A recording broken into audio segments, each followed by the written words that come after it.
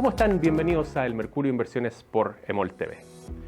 No solo el esperado acuerdo entre SQM y Codelco marcó un punto de inflexión para el mercado financiero chileno. En los últimos días hemos presenciado algunos eventos algo menos bulliciosos, pero que también reflejan cambios a monitorear por parte de los agentes del mercado local. No se trata de un conflicto personal entre Julio Ponce Lerú y el grupo Luxich. Más bien hablamos de una pugna de carácter bursátil.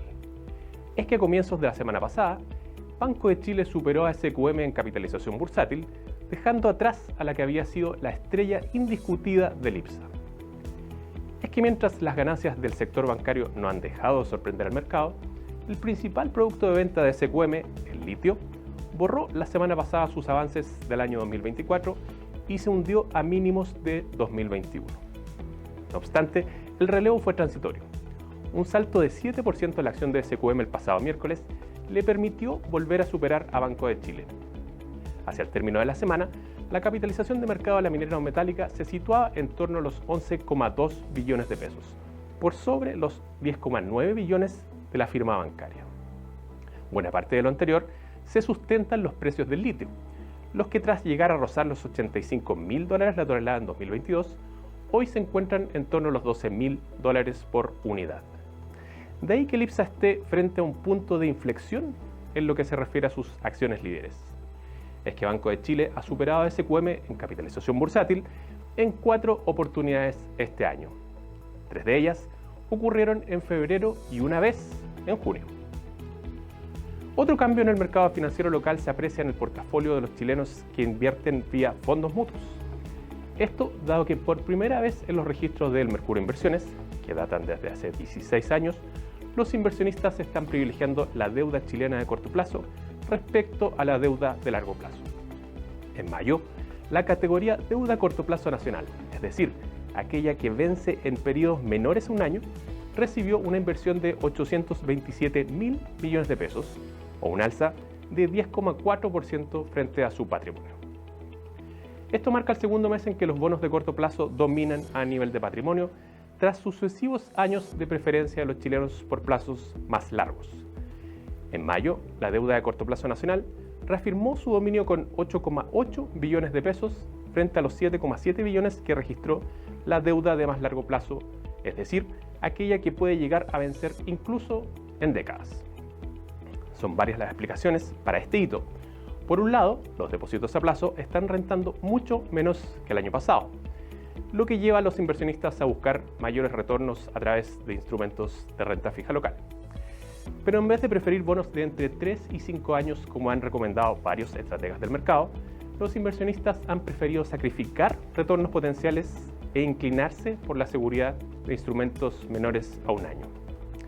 Es que al estar más relacionados con la política monetaria de la Fed, que ha mantenido sus tasas en el máximo del ciclo, los bonos de largo plazo han sido objeto de mayor volatilidad. Recuerde usted que en esta categoría, las alzas de precios se dan en conjunto con las bajas de tasa. Y hay un factor más que puede estar influyendo, el alza de las tarifas eléctricas. Es que esto aumenta la demanda por instrumentos reajustables en UF de plazos cortos, con el mercado buscando capturar la nueva inflación proyectada para los próximos meses.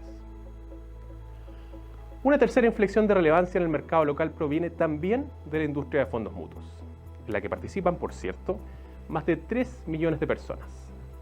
Se trata de la tendencia de las administradoras a comprar ETF para invertir en activos internacionales, es decir, aquellos vehículos de bajísimo costo que en lugar de escoger títulos potencialmente ganadores, sencillamente replican el desempeño de un índice como podría ser el S&P 500 o el Nasdaq.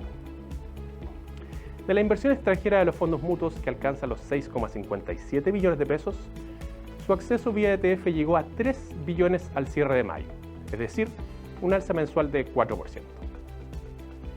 De este modo, estos instrumentos pasaron a representar casi un 46% de la cartera extranjera de estos institucionales, superando por distancia a otras formas de vincularse a las inversiones extranjeras, como los fondos de inversión.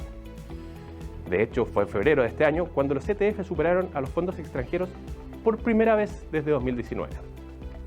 Y como usted puede ver en pantalla, esto podría estar contribuyendo a reducir las comisiones que cobra la industria a sus partícipes por exponerse a la inversión extranjera.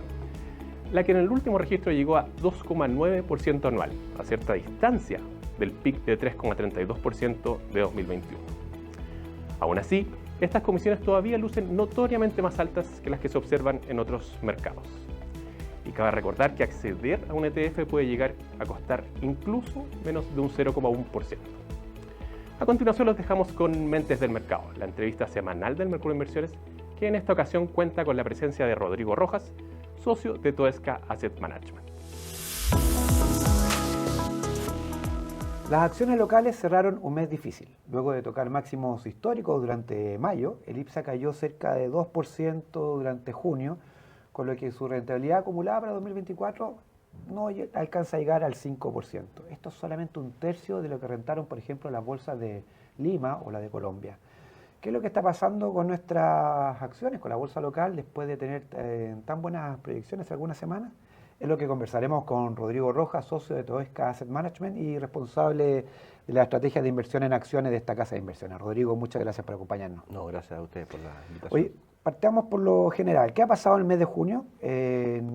Durante este último mes, las acciones estuvieron 300, 400 puntos moviéndose en torno a ese rango, por debajo del máximo que tocaron en mayo, el 27 de mayo estuvo en 6.810 puntos.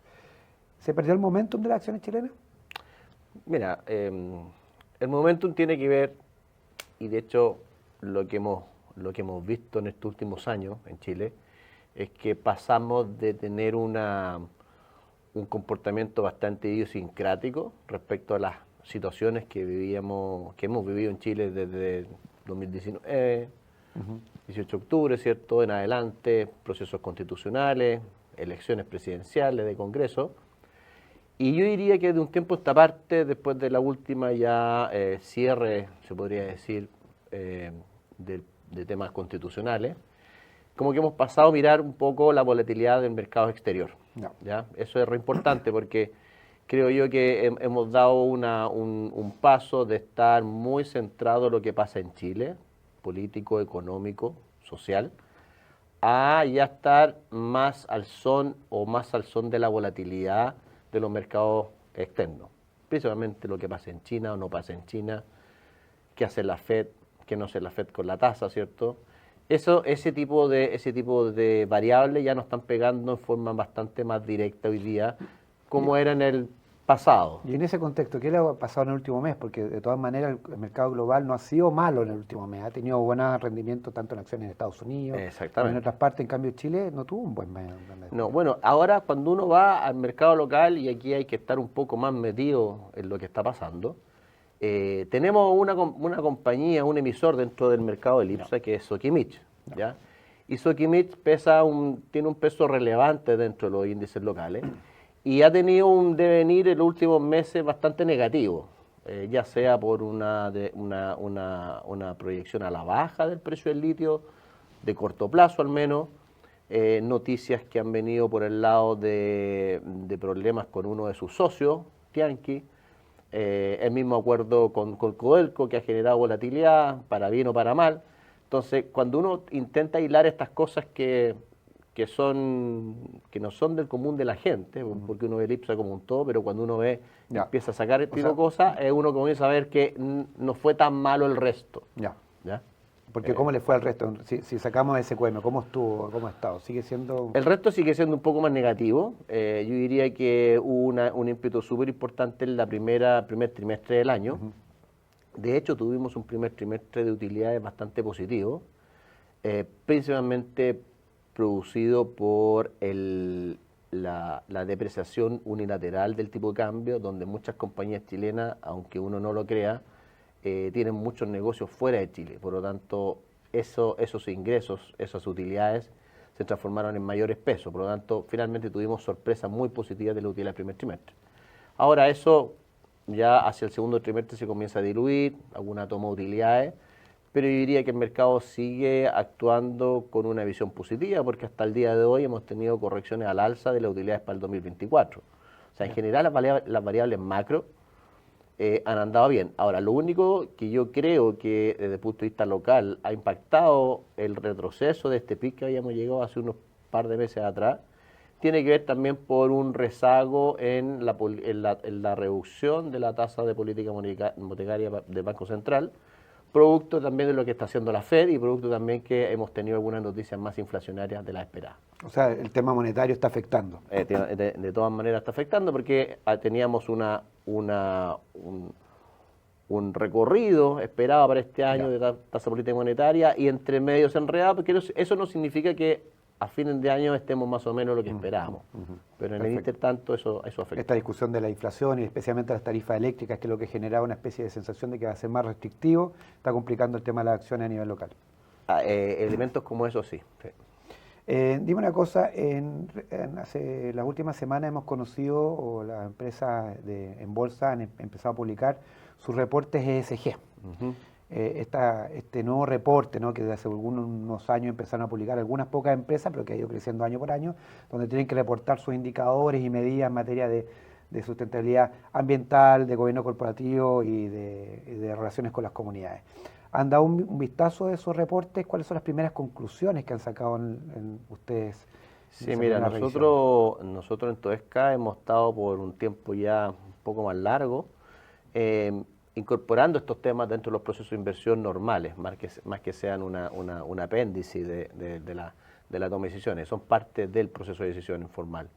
Pero estamos esperando métricas más objetivas y consolidadas y comparables dentro del mercado local, porque uno hace poco tiempo atrás lo único que tenía eran índices más internacionales, donde pocas compañías estaban suscritas a esos índices internacionales de ESG, y lo que estamos viendo hoy día es que el esfuerzo que ha hecho la CMF por tener estándares locales y que uno pueda comparar compañías locales en diferentes aspectos ESG lo hace muy positivo, pero acaba de empezar. Yo te diría que es un paso súper relevante para nosotros como analistas del sector de acciones, el poder tener una base hoy día comparable, consistente y obligatoria para las compañías, para luego en un par de 2 o 3 años más ya tener métricas ya más comparables y tener algún track record de cómo han evolucionado esos. ¿Hay alguna conclusión que su análisis haya llevado a partir de este análisis, entendiendo que es inicial, que se requiere un track record, digamos, para comparar, pero hay algún análisis inicial? Mira, la conclusión, yo diría que en términos todavía más grueso, es que hay muchas compañías chilenas, sobre todo las más grandes, que han venido trabajando esto por mucho tiempo atrás, por lo tanto, el iniciar estos reportes más normativos dan cuenta de indicadores bastante positivos respecto de otras economías, respecto de otras regiones, en este sentido, y hay evoluciones bastante relevantes en estos temas, ¿ya? Ahora, y esto también está impulsando a compañías que son de menor tamaño en Chile, que también son parte de la misma normatividad, hacer un upgrade de estos índices, y de alguna forma nosotros como manager en Toesca tenemos la política de tener el engagement. ¿Qué significa el engagement? Que de alguna forma no tener filtros necesariamente objetivos de primera línea, sino que de alguna forma hacer un engagement con las compañías para que mejoren desde el punto de vista lo que es nuestra opinión respecto a sus números, y así de alguna forma ir colaborando en este proceso de mejora más allá de lo normativo que te exige la CMF. Esta reporte ESG y que las empresas empiecen como a destacar o a impulsar métricas y dar a conocer métricas en materia de ESG, ¿realmente va a generar una diferencia en la capacidad de las empresas y de nuestro mercado de atraer flujos? Te lo pregunto porque realmente una de las grandes preocupaciones del mercado financiero es la poca profundidad o la pérdida de profundidad que ha tenido nuestro mercado bursátil, también el de bonos, en el último tiempo. ¿Esto ayuda realmente a compensar eso o va...? Mira, yo diría que son como derivadas más secundarias en un principio. Como tú dices, el gran problema de la bolsa local que se ha perdido en estos últimos años ha sido la profundidad de mercado, por varios motivos, por los retiros de los fondos de pensiones, por los mismos mayores riesgos políticos que ha tenido Chile, por lo tanto ha derivado en una salida de capitales al exterior. Y el tema de ESG de alguna forma nos pone, es como hacer un upgrade a los mercados más desarrollados que ya lo han hecho por un tiempo atrás. Entonces de alguna forma es como ir defendiendo que el mercado local está en línea con eso y probablemente está más en línea o está mucho más avanzado que otra economía regional. O sea, de alguna forma nos permite seguir teniendo ese diferencial, ese gap positivo respecto a nuestros vecinos. Te cambio la pregunta, entonces, ¿eso va a ayudar que, por ejemplo, Chile recupere parte del premio perdido en sus valorizaciones? Es un factor, creo que al día de hoy no es el principal que nos vaya a hacer un salto de muy corto plazo, ¿Qué podemos hacer, pero ayuda. ¿Qué podemos hacer para que se recupere la profundidad del mercado? ¿Se puede lograr recuperar profundidad sin reforma de pensiones? Bueno, es un gran tema. La reforma de pensiones, hoy día si uno pregunta, por ejemplo, a los inversionistas extranjeros cómo ven a Chile desde fuera, sin duda la reforma de pensiones, otro tipo de reformas importantes que se tienen que llevar a cabo, que no se concretan, se mantienen ahí en la discusión, pero no logran avanzar y llevamos varios años tratando de avanzar en reformas como la de pensiones, fuera del resultado, fuera del detalle de esta reforma, lo que se ve hacia afuera es que Chile no avanza en esos temas, no cierra los temas. ¿Ya? El tema constitucional lo cerramos porque rechazamos los dos procesos, no porque hayamos hecho una nueva constitución. Sigue pendiente. Sigue pendiente, pero por lo menos para los extranjeros de alguna forma, y esto es bien importante, ese proceso de haber rechazado dos constituciones, que uno podría decir que uno fue más propuesta por la izquierda, centro izquierda, y otra más por la centro derecha, y que ambos hayan sido rechazados y el país esté institucionalmente con la anterior y, entre comillas, con ningún tema social crítico, es un punto muy relevante que los inversionistas extranjeros destacan en forma positiva. Cómo Chile institucionalmente logró pasar estos dos procesos. Pero con la reforma de pensiones no y está con la pasando. reforma de pensiones eso estamos al debe. ¿Ah? Hablando de la AFP y el mercado financiero, porque claramente las AFP son un jugador fundamental en gran parte de nuestro mercado de capitales, pero en el tema de acciones, ¿cómo ha cambiado la inversión que las AFP hacen en el mercado de accionarios?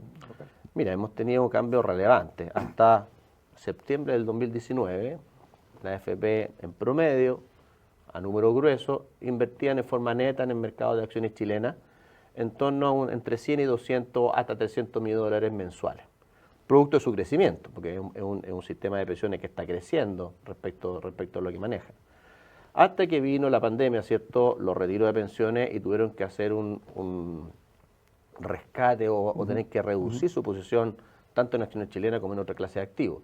Y eso trajo consigo un año 2021 y 2022 principalmente con ventas netas, reducción importante en la acción chilena. Ahora, después de un largo trecho durante el 2023 y en forma bien consistente, la AFP invirtieron más de 1.500 millones de dólares en términos netos en el mercado de acciones chilenas, que hoy día representan en torno al 7%. Históricamente era un 10, un 8%. Por lo tanto, hoy día han vuelto al mercado de acciones chilenas, yo diría que en forma importante. Elementos como hace algunas semanas atrás Pero buena parte de eso también corresponde a SQM, ¿no? Donde las empresas, las AFP están como subinvertidas por su salida de hace algunos años. Corresponde a SQM hace un tiempo atrás, pero también un poco lo que te quería decir es que bloques accionarios en compañías que son más líquidas, por ejemplo Falabella, fue bastante demandado, hubo una pugna ahí por llevarse el paquete y hay liquidez. O sea, cuando el mercado de capitales logra tener eventos de liquidez, hay actores, tanto locales como extranjeros, dispuestos a ver esta alternativa en Chile. Última pregunta para cerrar, Rodrigo. ¿Qué sectores están bueno, ustedes no hacen recomendación porque ustedes gestionan fondos y sé que no pueden hablar de acciones específicas por regulaciones propias, pero ¿qué sectores están viendo con más optimismo para lo que viene en nuestro mercado y cuáles estás tratando como de evitar? Mira, lo que nosotros hemos visto desde comienzo de año hasta ahora ha sido en general un incremento en la utilidad esperada para este año. Yo diría que en casi todos los sectores. Un sector que nosotros lo vemos con bastante atractivo, ya sea por valorización, ya sea por menores riesgos o también por crecimiento en adelante, es el sector eléctrico, por ejemplo. El sector eléctrico vemos que es un sector eléctrico que está pasando de tener grandes volatilidades en su creación de utilidad, de flujo caja, y estructuralmente va a pasar en un futuro mediano o de largo plazo a flujos mucho más estables. Cuando tú observas un sector que pasa de una situación más volátil a una situación menos volátil, inmediatamente tú tienes que pensar en un re-rating, o sea, de alguna forma que estas compañías se tienen que valorizar en un mayor múltiplo o un estándar superior. Y eso creemos que está sucediendo. Ahora, lo que está pasando en el corto plazo, la hidrología, los bajos los costos de combustible y también una mejora en el marco regulatorio, sobre todo lo que pasó con el PEC 1, PEC 2, de esto de las cuentas por cobrar, todo ahí es un beneficio también del performance o del riesgo operacional de las compañías y financiero también. Entonces creemos que es un sector que anduvo muy bien el año pasado, probablemente fue un sector que el mercado optó por de alguna forma reducir para subirse a otros sectores este año que eran más evidentes como sector de consumo, ¿cierto? Que veníamos de años muy malos y este año evidentemente tenemos una recuperación, pero creo que el sector eléctrico tiene mucho que decirnos en adelante. ¿Y alguna subponderación? La subponderación yo creo que todavía viene dado por el lado de bebidas y alimentos, que nos seguimos viendo presionados por el tipo de cambio, un tipo de cambio que principalmente afecta los costos de materias primas de estas compañías, también con un consumo, si bien ha ido de menos a más, pero no tan boyante como en años anteriores. Sector bancario, que uno podría haber pretendido que el sector bancario difícilmente podía equiparar la utilidad de años anteriores, que fueron muy buenas, probablemente nos encontremos con un año probablemente igual a que los anteriores, o sea, de alguna forma no está de alguna forma cumpliendo el sector bancario las expectativas o superándolas. Rodrigo, muchas gracias por acompañarnos el día de hoy. Okay, muchas gracias a ustedes. Y seguimos con el Mercurio Inversiones en MOL TV. Todos coinciden que las recientes alzas eléctricas tendrán un efecto inflacionario. En lo que no hay consenso es en qué debiera hacer el Banco Central con esta información. Si es que, por ejemplo, debiera seguir un giro más restrictivo, como lo sugirió en el último IPOM, o si debiera obviar este shock de oferta y seguir con la trayectoria de descenso de tasas que se esperaba previamente. Y esta es una de las recomendaciones del Mercurio de Inversiones de esta semana, un completo análisis del debate monetario que se genera a partir del impacto que tendrán los nuevos precios de la electricidad en la canasta de consumo con que se calcula el IPC. Economistas destacados que han tenido roles de liderazgo en el Banco Central, como es el caso de José Gregorio y Jorge de Sormó, han señalado que la política monetaria no debiera reaccionar al shock de oferta de efectos transitorios, como es el caso del descongelamiento de las tarifas eléctricas. Argumentos de este tipo han dado fuerza a quienes señalan que el Banco Central habría sobredimensionado el impacto inflacionario, cambiando las expectativas del mercado en torno a la TPM. No obstante, hay varios actores que señalan que el central incluso habría sido conservador, pues el efecto de las tarifas podría ser más alto y permanente de lo que muchos señalan. Dado que la electricidad afecta tanto a consumidores como a productores, las nuevas tarifas podrían tener impacto de segundo orden en los precios. Suscríbase al Mercurio Inversiones y lea este y otros exclusivos análisis que son claves para el diseño de su estrategia de inversión. Y con esto cerramos la edición de hoy del Mercurio Inversiones y retomamos la semana que viene, siempre por aquí en MOL TV.